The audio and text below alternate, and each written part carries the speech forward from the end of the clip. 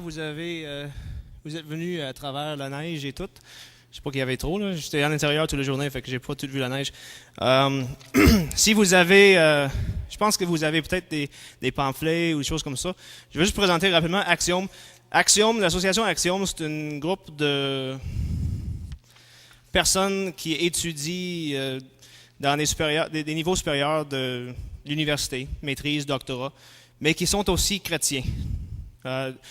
Puis, on a fait une association, c'est un peu on pourrait dire que c'est un rêve que j'ai depuis plusieurs années, de rassembler ces personnes-là pour présenter une défense à partir des sciences, à partir de la philosophie, de la foi chrétienne, puis pour démontrer que c'est tout à fait raisonnable de croire à ce que la Bible dit ou affirme. À ce soir, je vais présenter la question de la foi et la raison. Y a-t-il une relation? Est-ce que la foi est vraiment quelque chose? Puis ça, c'est un sujet qui, pour nous autres, des membres d'Axiom, est vraiment important. Parce que on est tout en train d'étudier dans les domaines de la philosophie, de la science. Puis nous, on pense que notre foi et nos études ne sont pas en contradiction. En fait, ils se mêlent très bien. Si vous avez des questions à travers, il y en a peut-être des mondes qui ont des cellulaires avec 3 gigs. Vous avez des questions, vous pouvez les envoyer directement à le courriel contact associationaxiom.ca. Puis il va y avoir quelqu'un qui va checker ça. Puis à la fin de chaque présentation, on va pouvoir répondre à ces questions-là. Aussi, demain, on va avoir 1 heure au complète pour répondre aux questions.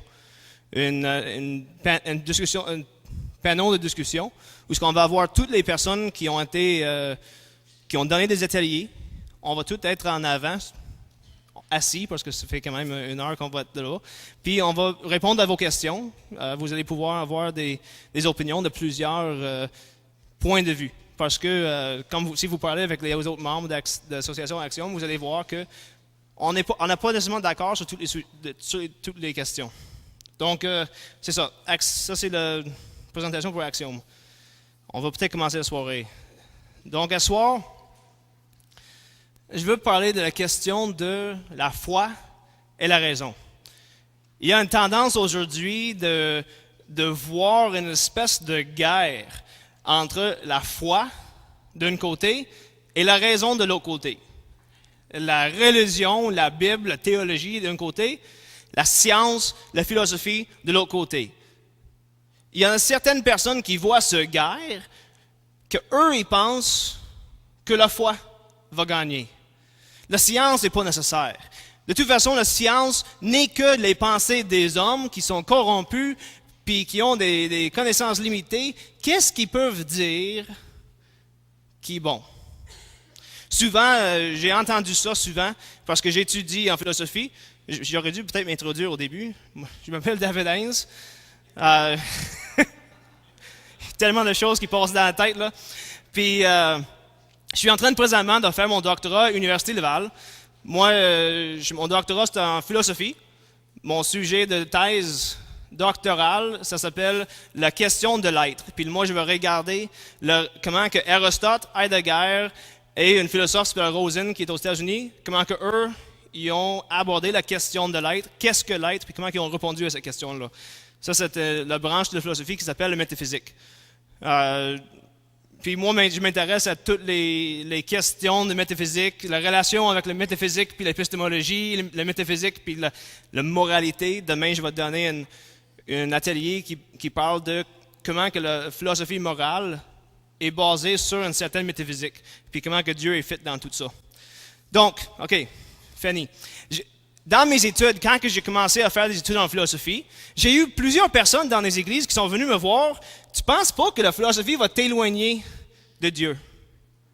Ou veiller à ce que l'esprit du monde ne t'empêche pas de connaître l'esprit de Dieu, ou d'avoir une pleine connaissance de Dieu.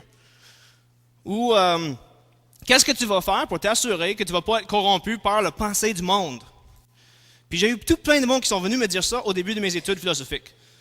Puis ça vient d'un côté, de dire il y a une schisme, il y a une guerre entre la foi et la religion, puis La foi est la raison, puis la raison, c'est mauvaise. La foi, c'est bon. Mais de l'autre côté, il y en a beaucoup de scientifiques et philosophes qui pensent que la science va, en fin de compte, gagner. La philosophie va démontrer que la religion n'a pas rapport. La science va démontrer que Dieu n'existe pas. Par exemple, Richard Dawkins, qui est devenu très populaire dans ces dernières années, il a écrit un livre il y a quelques années qui s'appelle Pour en finir avec Dieu. En anglais, c'est The God Delusion, la délusion de Dieu.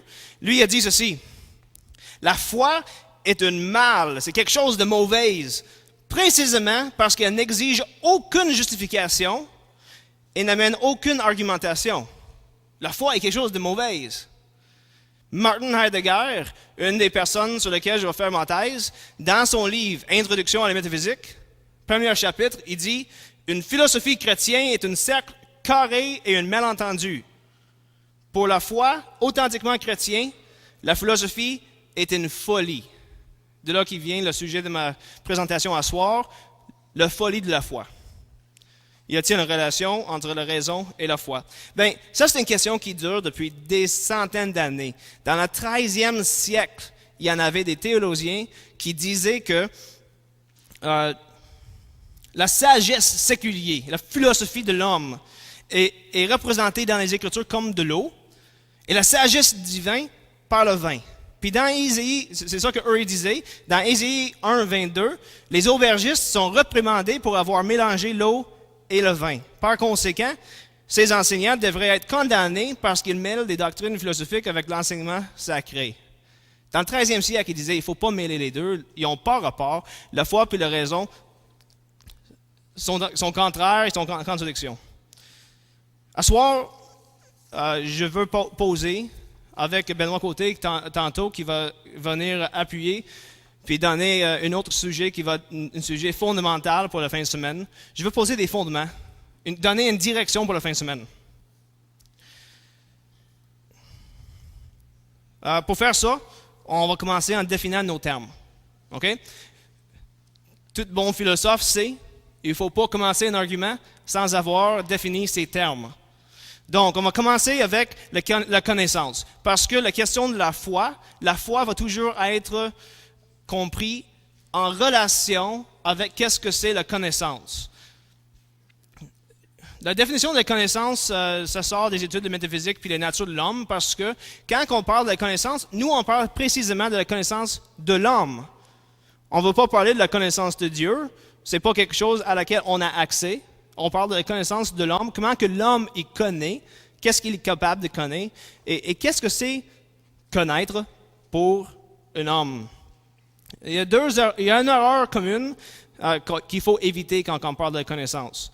On ne peut pas définir la connaissance dans un vide. C'est-à-dire, la connaissance est toujours à propos de quelque chose. Si je te connais, tu es le sujet de ma connaissance. Je connais la biologie. Si j'ai une connaissance biologique, ça veut dire que je connais quelque chose à propos de la biologie. Quelqu'un qui est un garagiste, il a des connaissances à propos de comment un char fonctionne. Sa connaissance est à propos d'un char. Fait que la connaissance est toujours à propos de quelque chose. Donc, on ne peut pas définir la connaissance dans une vide comme la connaissance est X, Y, Z, mais ça ne parle pas de quelque chose. La connaissance est toujours à propos de quelque chose. La nature de la connaissance aussi dépend de l'objet. Okay? Fait que la mathématique, tu vas avoir une connaissance qui est beaucoup plus sûre et certaine que la biologie ou l'histoire. Pourquoi? Parce que la mathématique est très abstrait.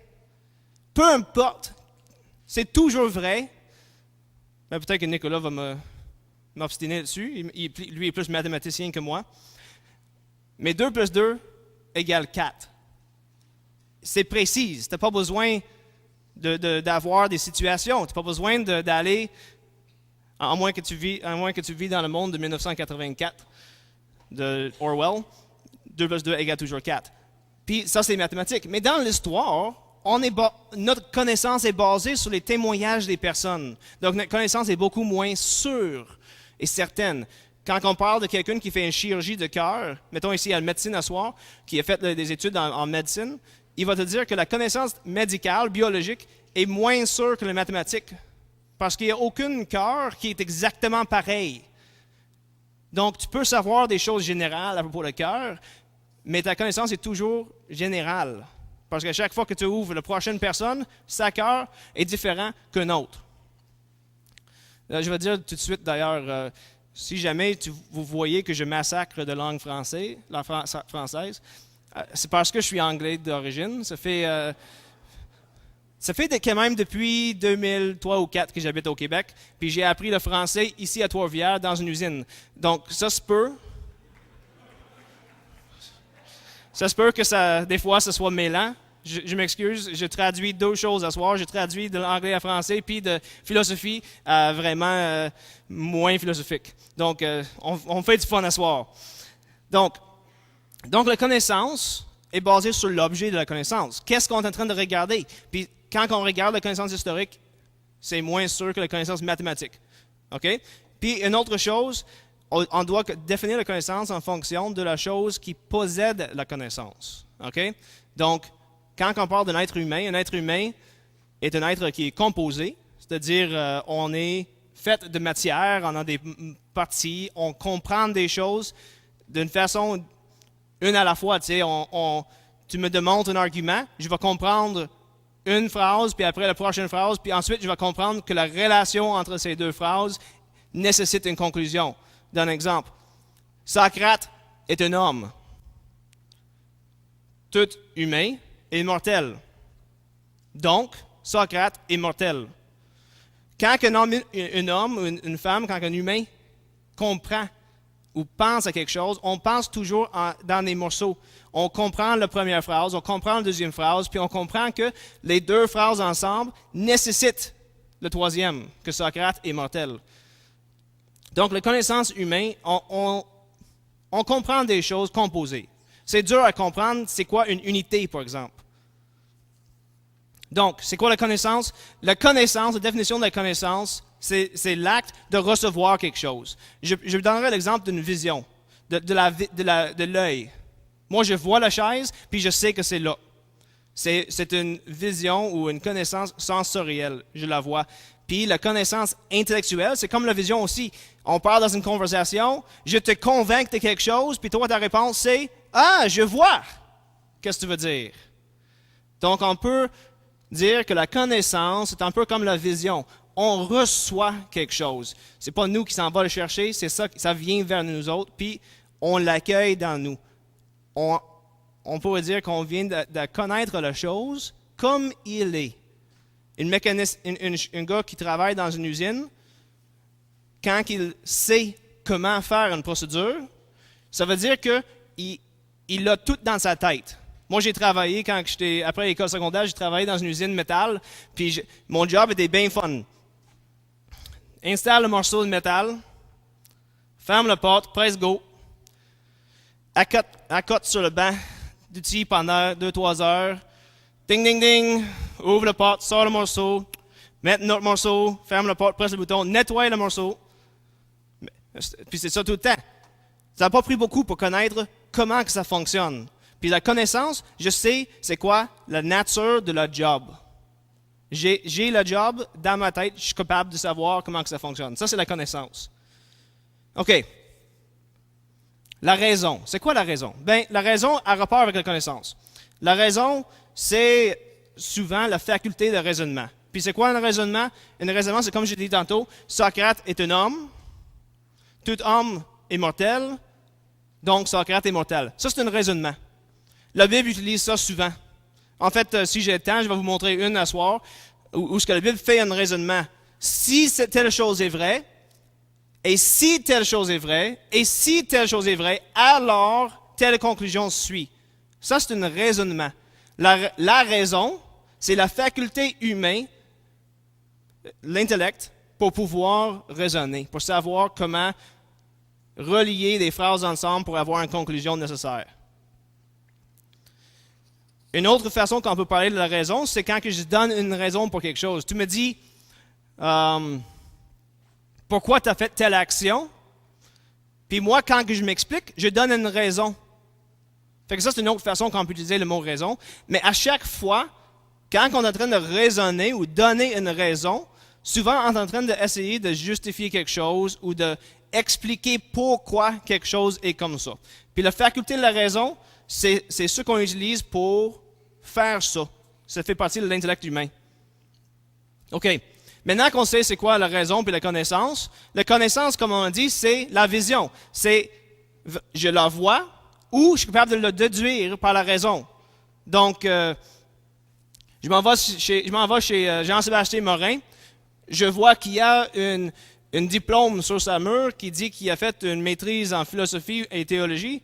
Ou c'était théologie? Je ne me rappelle pas. Mais je vois qu'il y a un diplôme sur son mur.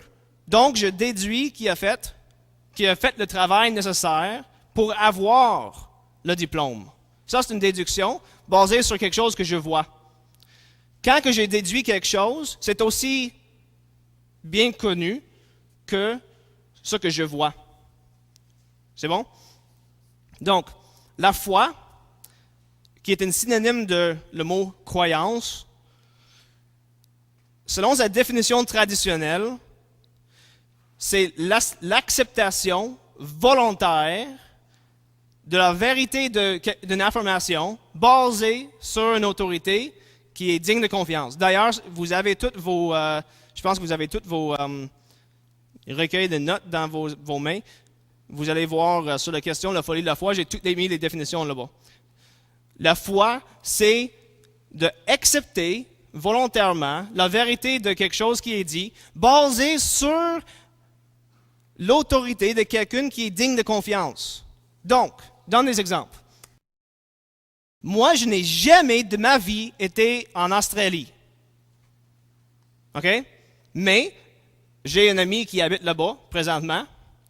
J'ai vu des cartes géographiques et j'ai une petite globe à la maison.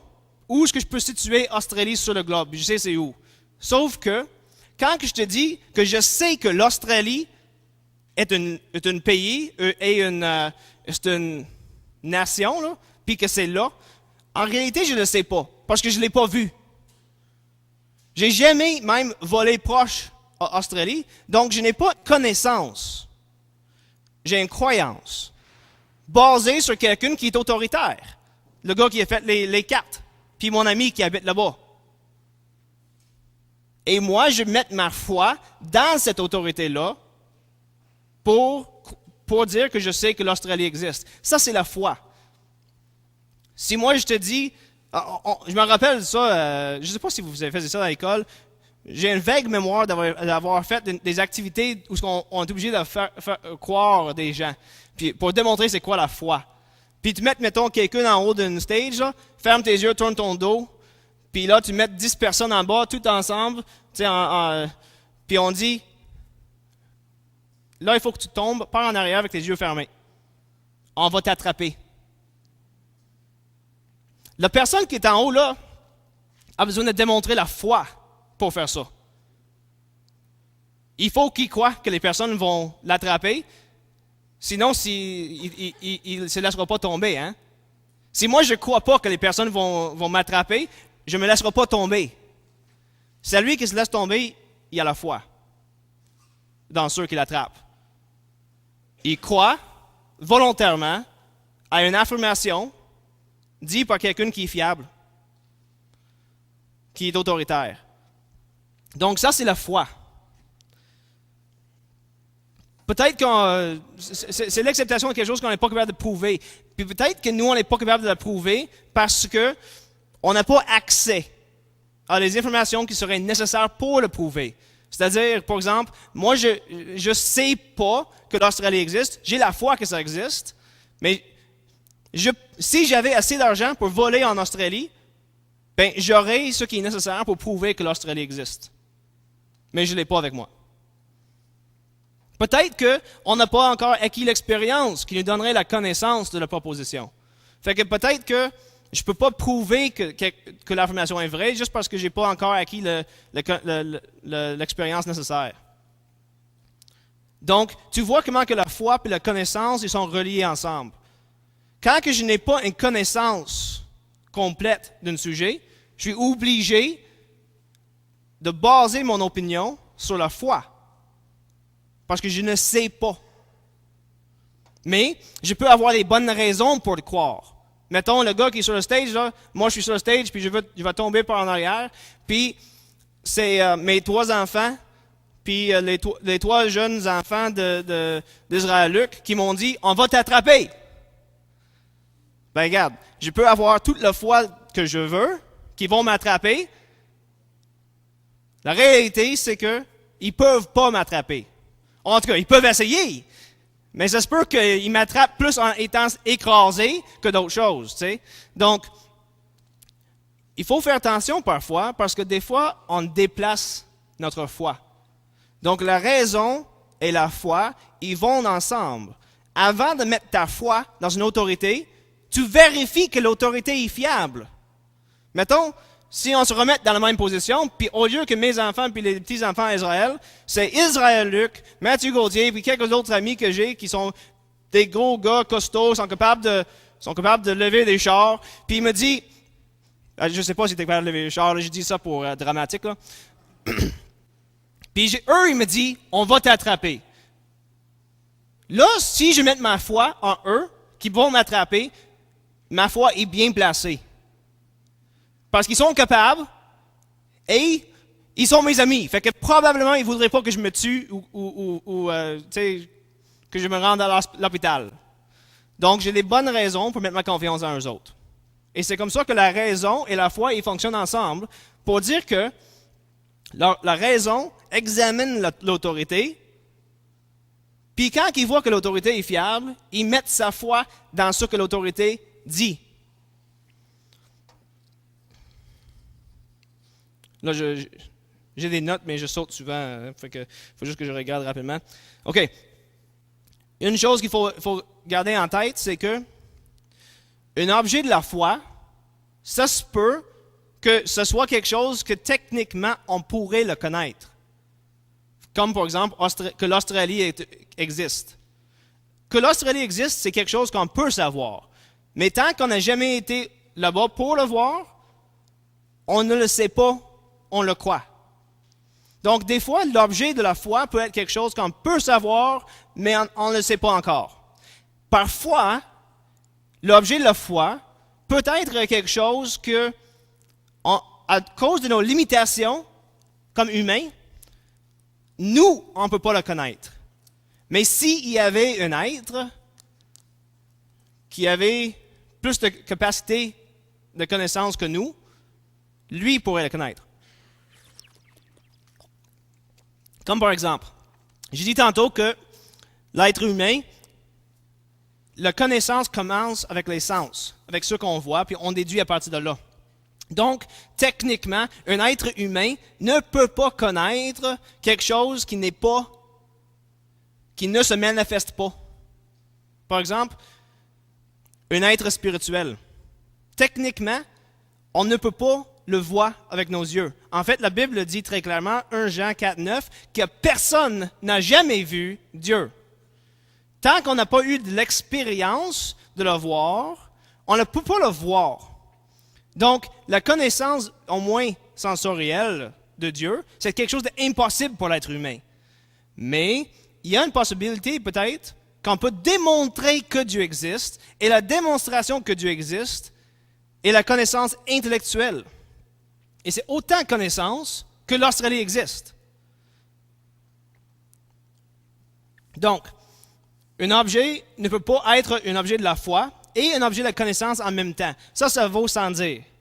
Si j'ai la connaissance que l'Australie existe, alors je n'ai pas besoin de croire que ça existe. N'est-ce pas? Si je sais que vous êtes ici dans la chambre, je n'ai pas la foi. Je n'ai pas une croyance que vous êtes dans la chambre. Je le sais. Un objet de la foi et un objet de la connaissance, il ne peut pas être la même chose en même temps. Puis, juste pour ramener ça un peu à la Bible contient des objets de la connaissance, des choses que nous, on peut savoir, et ça contient des affirmations que nous, on ne peut pas savoir par nous-mêmes. Par exemple, la Bible contient beaucoup d'affirmations à propos de l'histoire. La Bible contient des affirmations pour le royaume de David. Ça, c'est quelque chose qui est vérifiable par l'archéologie. Donc, on peut avoir une connaissance historique de beaucoup d'affirmations de la Bible. La Bible fait aussi beaucoup d'affirmations scientifiques qu'on peut aller tester et vérifier. Mais il y en a certaines affirmations que la Bible fait que nous, on ne peut pas connaître. Parce qu'on n'a juste pas accès à l'objet. Par exemple, que Dieu est une trinité, mais qu'il est un.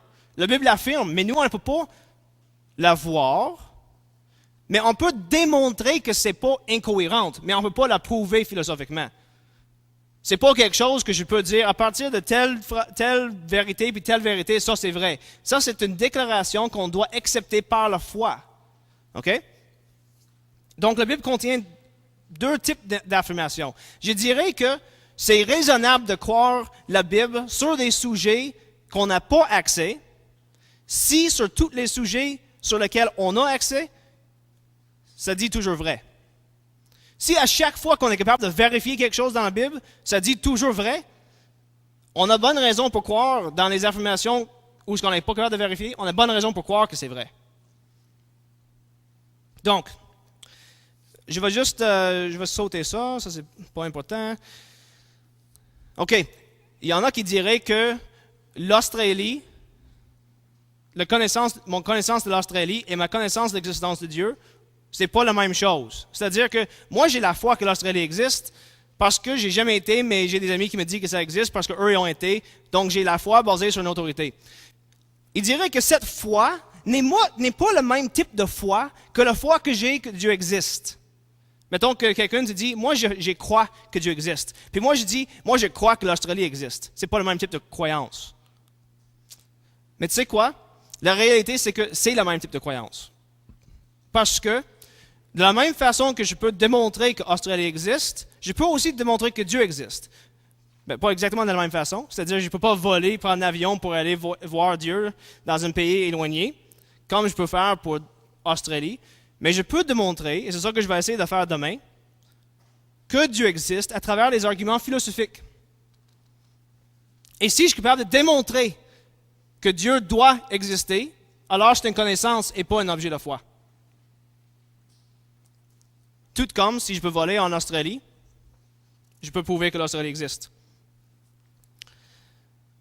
Donc, j'ai quelques affaires. Je ne sais pas quelle heure que j'ai. Ça, c'est mon. Attends. OK, good, j'ai un merci de temps. Tu vois que je ne garde pas une montre parce que j'ai tendance de parler longtemps, puis je ne veux pas être obligé d'arrêter si je suis dans un bon élan. C'est bon. Donc, là, on a parlé de la raison, de la connaissance et de la foi, et j'espère que j'ai réussi à distinguer entre les trois pour bien expliquer ces affaires-là. Avec ces choses en tête, on va regarder qu'est-ce que c'est la théologie et c'est quoi la philosophie. La théologie est le raisonnement humain à propos de ce que la Bible dit. La Bible enseigne beaucoup de choses, mais la Bible n'est pas un livre de théologie. La Bible n'est pas un livre de cours. Tu t'en vas à Doctrine 1, 2, 3, 4, là, puis on ne te donne pas la Bible. Parce que la Bible n'est pas un livre de théologie. La Bible nous démontre comment que Dieu agit dans le monde, dans l'Ancien Testament à travers Israël, dans le Nouveau Testament, dans l'avancement, dans la vie de Jésus-Christ et dans l'avancement de l'Église. Mais la théologie, c'est quand que l'homme raison, il prend sa capacité de raisonner, puis il pense pour qu'est-ce que l'Écriture enseigne, puis il le décortique, puis il le met tout en ordre. La Bible semble enseigner ça à propos de Dieu. La Bible semble enseigner ça à propos de Jésus-Christ. La Bible semble enseigner ça à propos de la Trinité, à propos de l'Église, à propos du salut, etc. Puis c'est ça la théologie. La théologie, c'est le raisonnement humain à propos de la Bible. À chaque fois que tu lis la Bible et tu penses à propos de ce que la Bible enseigne, tu es en train de faire la théologie. Et, fait intéressant, tu es aussi en train d'utiliser la faculté de la raison. Tu es en train de raisonner à propos de quelque chose que la Bible dit. Une autre chose qui est intéressante pour la théologie, c'est que une bonne compréhension, ou au moins une compréhension de base des principes de la logique, va t'aider énormément à comprendre qu'est-ce que la Bible dit. Parce que les auteurs de la Bible, ils ont utilisé des affirmations. Ils ont dit des choses à propos du monde. Puis quand que tu utilises une affirmation, forcément, ton affirmation est sujet d'être analysée par la logique. La logique est juste la science des affirmations. On regarde une affirmation, qu'est-ce que ça dit? On regarde comment que deux affirmations sont reliées ensemble, puis c'est quoi la conclusion qui suit nécessairement. Ça, c'est la logique. Fait que la logique peut être appliquée à la Bible pour mieux comprendre ce que ça dit. S'il y en a des gens qui ont des Bibles, tu peux regarder en 2 Pierre, chapitre 2, 2 Pierre 2, les versets 4 à 9, et vous allez voir là une spécimen incroyable d'une, une affirmation et argument hypothetical.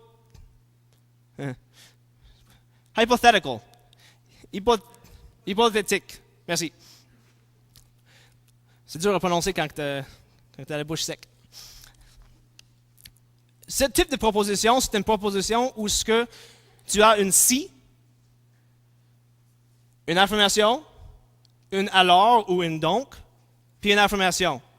Donc, par exemple, si il mouille dehors, alors je vais mettre mon manteau de pluie. Ça, c'est une affirmation comme ça. OK? Dans 2 Pierre, chapitre 2, les versets 4 à 9, on a une beau spécimen. Si Dieu a fait ceci, et si Dieu a fait ça, et si Dieu a fait ça, et si Dieu a fait ça, alors Dieu va faire ça et ça. C'est ça que ça dit. Ben, je l'ai paraphrasé, j'ai enlevé les phrases. Parce que je l'ai dit de mémoire, là, puis je ne l'ai pas mémorisé mot pour mot. Si Dieu a sauvé Noé dans le déluge, si Dieu a puni Sodome et Gomorrhe, si Dieu a sauvé Lot quand il a puni ça, alors Dieu sait comment sauver les justes de la colère et comment garder ceux qui ne sont pas justes pour la colère. Ça, c'est une phrase où si la première partie est vraie, la deuxième partie suit nécessairement. Et la supposition que Pierre fait, c'est que chacune des premières parties, c'est vrai. Donc, Dieu sait comment garder le juste de la colère et garder l'injuste jusqu'à la journée du jugement. Et c'est une conclusion nécessaire, si les premières parties sont vraies. La Bible est plein de ces choses comme ça. Donc, si tu as juste une connaissance minime de la logique, ça va augmenter la façon que tu interprètes ta Bible. Donc, conclusion, au moins une partie de l'étude philosophique aide dans la théologie. J'avais pris ça pour prendre boire quelque chose à boire. OK. La théologie, d'habitude, on relie ça à la foi. Mais, comme vous voyez, la raison a autant d'espace dans la question de la théologie que la foi. Maintenant, c'est quoi la philosophie? Souvent, la philosophie est très mal comprise, je pense, aujourd'hui. La philosophie est tout simplement l'application de notre capacité de raisonner pour essayer de comprendre, considérer et réfléchir au sujet des choses qui nous présentent dans le monde. C'est la réflexion pour essayer de savoir les causes de toutes les choses qu'on voit. Je vois un arbre qui pousse. Pourquoi? Ça, c'est la philosophie. Pourquoi est-ce que l'arbre pousse? Philosophie grande, une définition large de philosophie. Souvent, on met ça sous les sciences naturelles. Dans les temps du Moyen-Âge, puis le temps d'Aristote, puis Platon, la science de la nature, la biologie, etc., c'était tous des sous-domaines de la philosophie. Donc, la philosophie, c'est juste l'application de la raisonnement à le monde extérieur et même à nous-mêmes pour savoir pourquoi et comment quelque chose existe. On veut comprendre les causes. La philosophie n'est pas la tentative de l'homme pour atteindre Dieu. La philosophie n'est pas en train d'essayer de prendre la place de Dieu, et la philosophie n'est pas en train d'essayer de remplacer la sagesse de Dieu. La philosophie et la théologie, ils ont deux domaines différents. Ils ont deux objets différents. La théologie regarde la révélation divine, puis la philosophie regarde le monde naturel. Donner une brève histoire, très bref, de l'histoire de la philosophie. On nous dit que la philosophie a commencé avec une personne, une penseur grecque, on l'appelle Thales, qui était une des premières personnes qui a demandé la question, puis a essayé de répondre à la question, pourquoi est-ce qu'il y a quelque chose au lieu de rien? Pourquoi est-ce que le monde existe? Puis il a essayé de donner une réponse à ça. Avant Thales, on nous dit que personne n'avait vraiment pensé à ça. Tout le monde est occupé avec des questions pratiques. On veut la guérison pour notre enfant. Qu'est-ce qu'on fait pour l'avoir? Puis souvent, on fait appel au Dieu. Mais on nous dit, je pense que c'est peut-être Aristote qui l'a dit, il n'a peut-être pas raison, mais Aristote, il dit que Thales était la première qui a demandé la question, puis a essayé de répondre à la question, pourquoi il y a quelque chose au lieu de rien? Puis cette question-là, c'est une des questions les plus importantes que la philosophie demande. En fait, Martin Heidegger, philosophe allemand, dans son livre Introduction à la philosophie, dans le premier chapitre, lui, il affirme que la question « Pourquoi il y a quelque chose au lieu de rien ?» c'est la question primordiale de la philosophie. Il en donne 3 raisons, mais je ne les donnerai pas à soir. Tu iras lire le livre. C'est quoi un philosophe? Bien, un théologien, c'est quelqu'un qui raisonne à propos de l'Écriture, la Bible. Un philosophe, c'est quelqu'un qui cherche tout simplement la sagesse. Un philosophe, le mot philosophe, on nous dit, était inventé par un grand penseur, Pythagore. Puis pour tous ceux qui aiment les mathématiques, tu sais tout de suite c'est qui cette personne-là. J'entends Nicolas en arrière, qui utilise le mot pi, qui est, si je ne me trompe pas, ça a été trouvé par Pythagore. Pythagore, on nous disait que lui était un homme sage. Parce qu'on disait que les hommes qui cherchaient à donner des raisons pour l'existence des choses, on disait que ces hommes étaient des hommes sages. Puis Pythagore, il dit, mais pour être un homme sage, je dois posséder la sagesse. C'est-à-dire, ça doit être déjà acquis. Puis Pythagore a dit, je ne peux pas prendre tout ce prestige. Je ne me vois pas comme quelqu'un qui est sage, mais je suis quelqu'un qui aime la sagesse. Je suis à la recherche de la sagesse. Je veux savoir. Donc, le mot philosophe, philo, amour de, sophia, philosophe, sagesse. L'amour de la sagesse. Et c'est ça que ça veut dire un philosophe. Quelqu'un qui cherche la sagesse.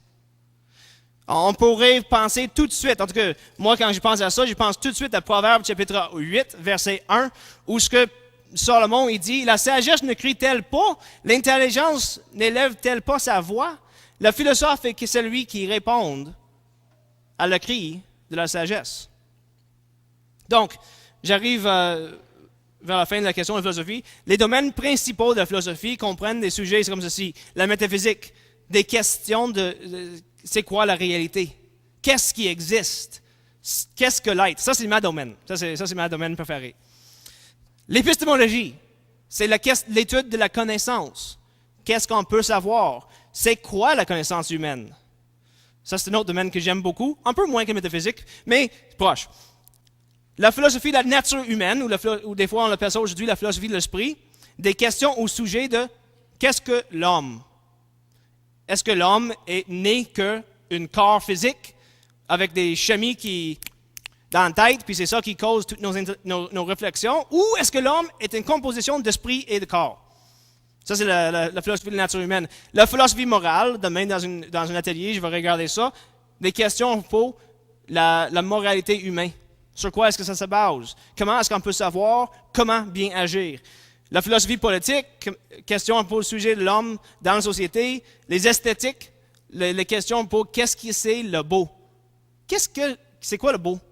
La philosophie de l'histoire, fait que souvent les philosophes maintenant, ils regardent aussi d'autres domaines, puis ils établissent des règles pour ces domaines-là qui sont plus philosophiques. Fait qu'on parle de la philosophie de l'histoire, la philosophie de la science, la philosophie de la langage, la philosophie de la mathématique. On pourrait en nommer plusieurs. Donc, ça c'est la philosophie.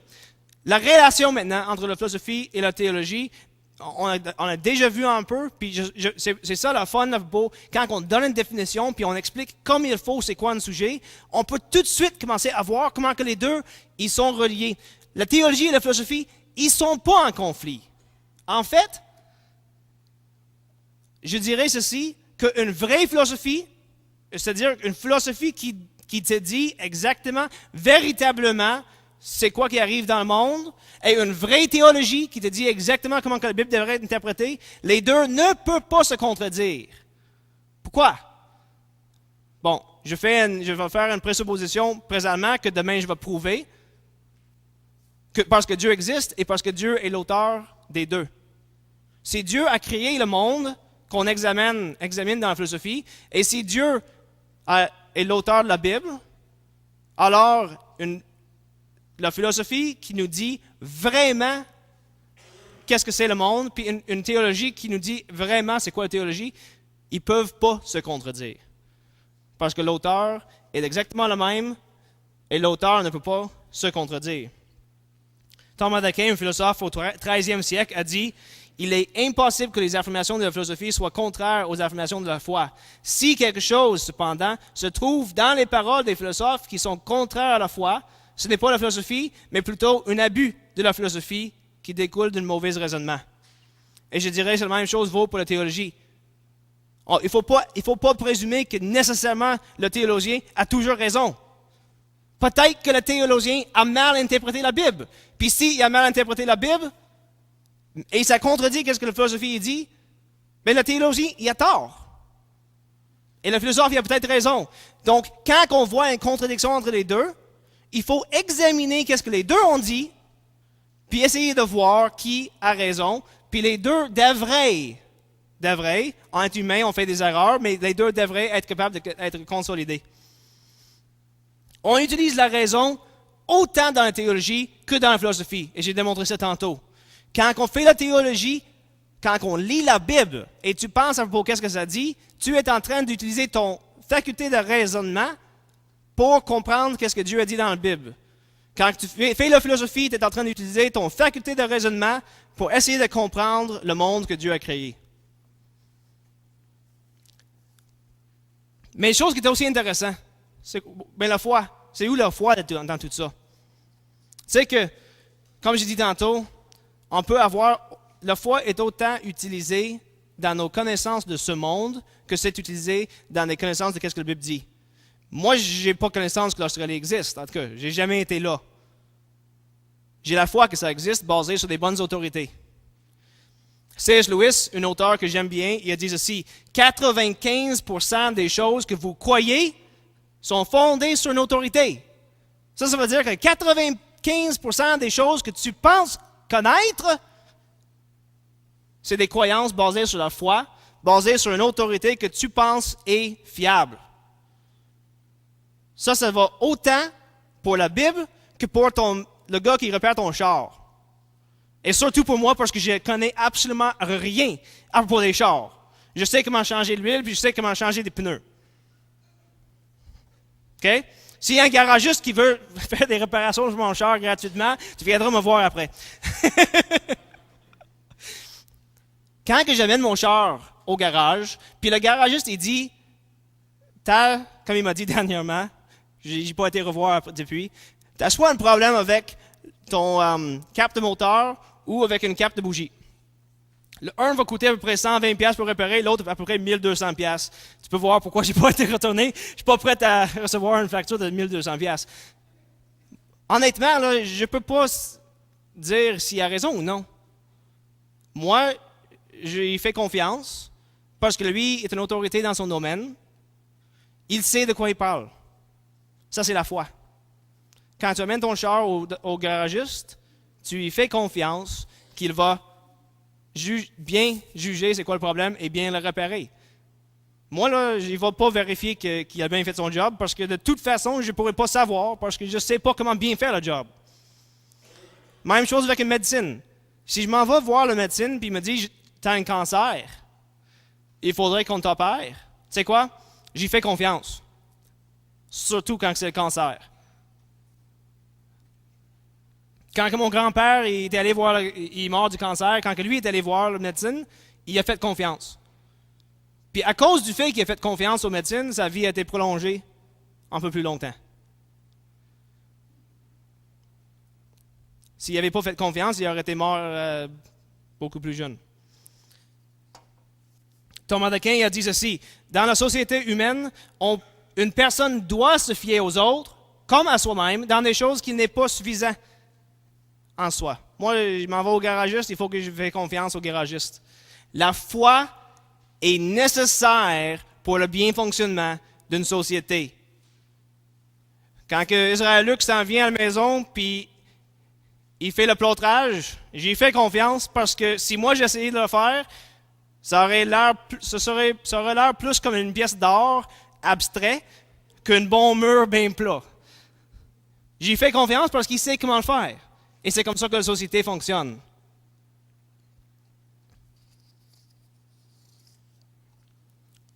Est-ce que c'est acceptable d'utiliser la philosophie dans la théologie?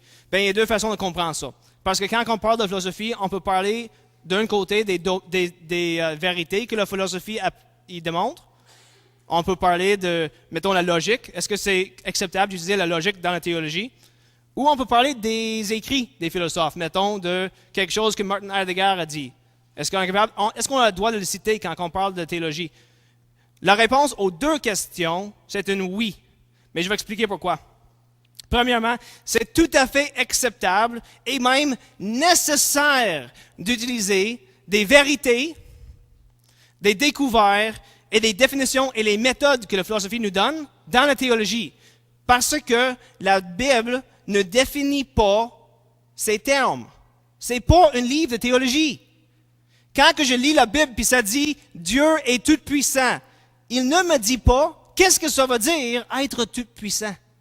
Quand que la Bible dit que j'ai une nature pécheresse, il me dit pas c'est quoi une nature.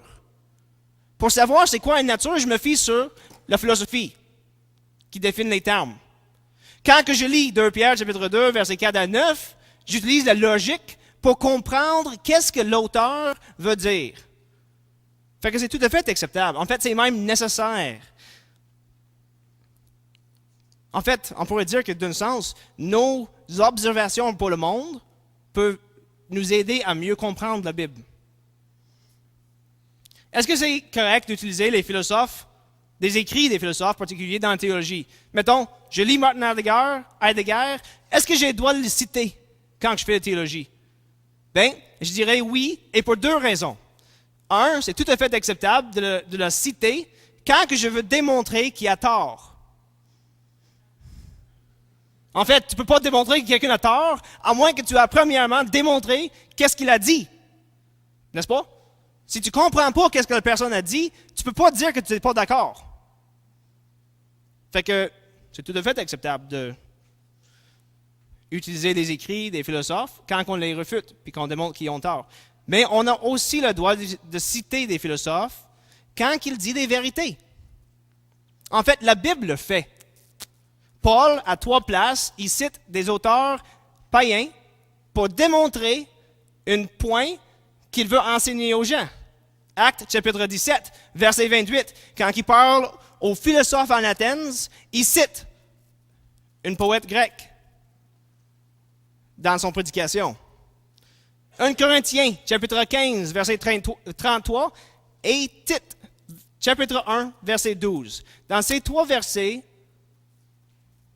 l'auteur a utilisé un écrivain non chrétien, un philosophe ou un poète qui ne croit pas à la Bible pour faire un point. Parce que la personne avait soit raison ou parce qu'il avait tort. Donc, autant quand il dit la vérité que quand il dit la non-vérité, c'est tout à fait acceptable. d'utiliser des écrits des philosophes. Comment est-ce que la philosophie peut aider la théologie? Bien, premièrement, comme je viens de dire, à travers les définitions et une bonne compréhension des termes. Quand que je comprends c'est quoi une nature ou une essence, et quand que je comprends c'est quoi une personne, je peux comprendre tout de suite que la Trinité n'est pas contradictoire. Mais pour savoir ça, il faut premièrement savoir c'est quoi une nature et c'est quoi une personne. Fait que la philosophie, quand il définit ces termes comme il faut, puis il nous aide à comprendre ces termes, ça nous aide à raffiner la théologie. Deuxièmement, la philosophie démontre les présuppositions de la théologie. La philosophie peut démontrer, puis demain matin on va en parler de ça, que la vérité est objective. Et si la vérité est objective, alors de dire que chacun a son propre vérité, puis ça, ce qui est bon pour toi est pas bon pour moi, et ce qui est pas bon pour moi ou est bon pour moi est peut-être pas bon pour toi, puis c'est bien correct. Si la vérité est objective, ça n'a pas rapport. Parce que si quelque chose est vrai, c'est vrai pour tout le monde, partout, tout le temps. Donc, la philosophie démontre que la vérité est objective, ou ça peut le démontrer. La philosophie peut aussi démontrer qu'on peut connaître des affaires. On peut savoir quelque chose. Parce que si on ne peut rien connaître, ben on ne fait rien ici à soir. Ça ne sert à rien d'être ici. Mais la philosophie parle de ça. La philosophie peut aussi démontrer que Dieu existe. Et la philosophie peut aussi démontrer que l'univers a été créé. Ou au moins que ça a eu un début. Toutes ces choses-là, la philosophie peut démontrer. Et toutes ces choses-là sont nécessaires pour que les affirmations de la Bible soient vraies. Si Dieu n'existait pas, la Bible n'est pas la parole de Dieu.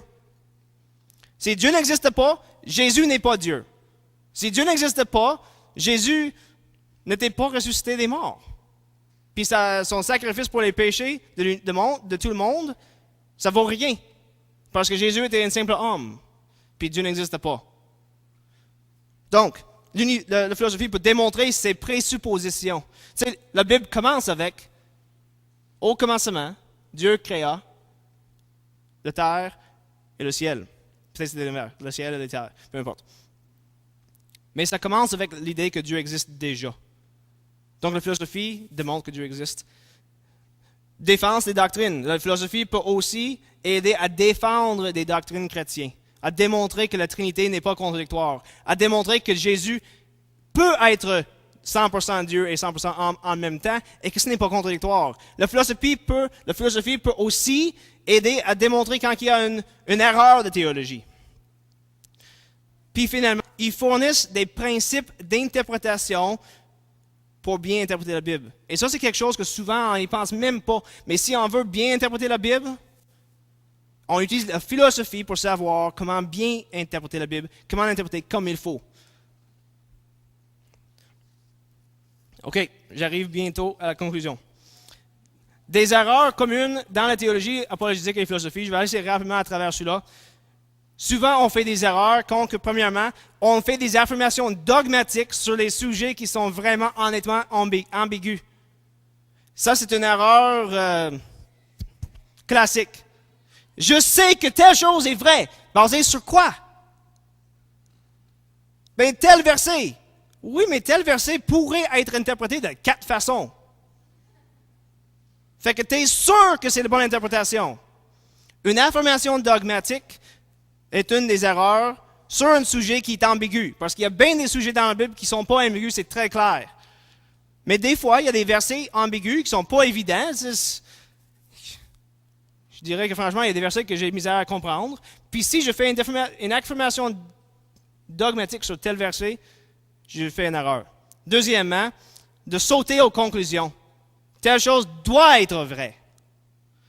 Une autre, c'est la tendance d'essayer d'arriver à une connaissance encyclopédique. Ça, c'est une des erreurs que quelqu'un comme moi peut y avoir. Tu veux connaître tout. Histoire, archéologie, la Bible, les manuscrits, la biologie, les mathématiques, la physique, la philosophie, la métaphysique, et puis tu sais, rajoute, je veux tout savoir. Tu sais, Mais la réalité, c'est qu'un être humain est très limité. On n'a pas beaucoup de temps, puis il y en a beaucoup de livres.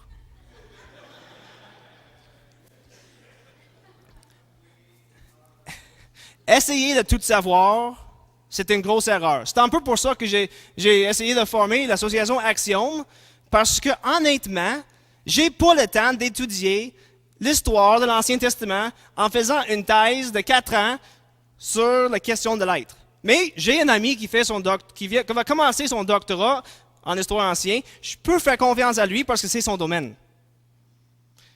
Je connais absolument rien dans la physique. J'ai lu quelques livres dessus, mais j'ai un bon ami en arrière qui est mathématicien, physicien, il aime beaucoup la physique. Pour son fun, là, il récite les numéros de pi. Tu sais, j'y fais confiance. Là. Si lui me dit que c'est possible mathématiquement que telle chose soit vraie, regarde, c'est lui l'autorité, pas moi. Donc, il ne faut pas essayer d'avoir une connaissance encyclopédique.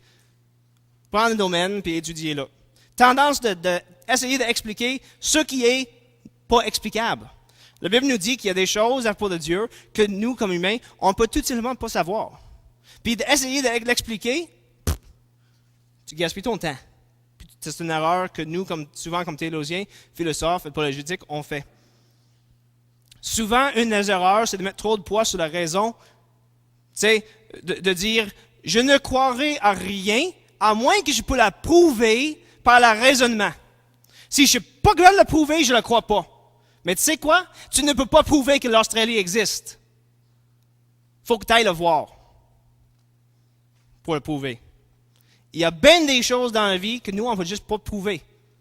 Puis de dire que je ne croirai rien, à moins que je peux le prouver par le raisonnement, c'est une erreur. Mais de l'autre côté, il y a une autre erreur de dire que de mettre trop de poids sur la foi, puis de dire je ne crois rien, à moins que ce soit dans la Bible. Si ce n'est pas dans la Bible, c'est pas vrai. Puis ça aussi, c'est une grosse erreur. Dieu nous a donné un intellect qui est capable de raisonner, puis il nous a donné un monde, puis il dit va l'explorer. Il ne faut pas mettre trop de poids sur la foi, puis il ne faut pas non plus mettre trop de poids sur la raison. Les deux vont de pair. Puis dernièrement, de pousser ces réflexions au-delà de nos propres capacités et connaissances. Regarde, je ne suis pas un mathématicien, j'y m'en vais pas dedans. Je sais que ma capacité y arrête à... en fait, j'y avancerai même pas. Je ne suis pas un mathématicien, je sais mes limites, j'y reste là, puis je ne vais pas faire de moi un idiot en essayant de devenir une autorité en mathématiques. Il faut connaître nos connaissances. Il ne faut pas être prétentieux. Il faut savoir nos limitations, il faut rester dedans. Donc, est-ce que la foi, c'est une béquille ou une molle oreiller? Est-ce que la foi, c'est quelque chose de ridicule? Est-ce qu'il y a un conflit entre la foi et la raison, la philosophie et la théologie? Bon, j'espère, j'ai essayé de démontrer que non. J'ai essayé de démontrer que la foi et la raison, ils vont de pair. Ils sont tous les deux nécessaires pour la vie. Quand on comprend les termes qu'on a regardés à soir, toutes les définitions qu'on a regardées, puis on a tout décortiqué, c'est quoi quelque chose, quand on les comprend comme il faut, on réalise que la foi est nécessaire autant pour la vie de tous les jours que pour la vie après la mort. On comprend que la raison est autant nécessaire pour les sciences et la philosophie que pour la théologie. On réalise que, comme Augustin a dit, qu'il faut croire pour pouvoir savoir et raisonner. On réalise que la foi chrétienne est une foi raisonnée et raisonnable et que c'est basé sur des affirmations historiques et philosophiques, etc. Augustin a dit que la foi chrétienne, c'est quelque chose comme ceci. Je crois pour pouvoir comprendre. La foi chrétienne, la foi qui est véritablement chrétienne, est une foi qui est à la recherche de la connaissance. Donc, en fin de semaine, on va regarder des raisons pour croire. Puis on va essayer d'explorer autant notre univers que la Bible pour démontrer que Dieu existe, que la Bible est fiable, et que la foi chrétienne est une foi raisonnée.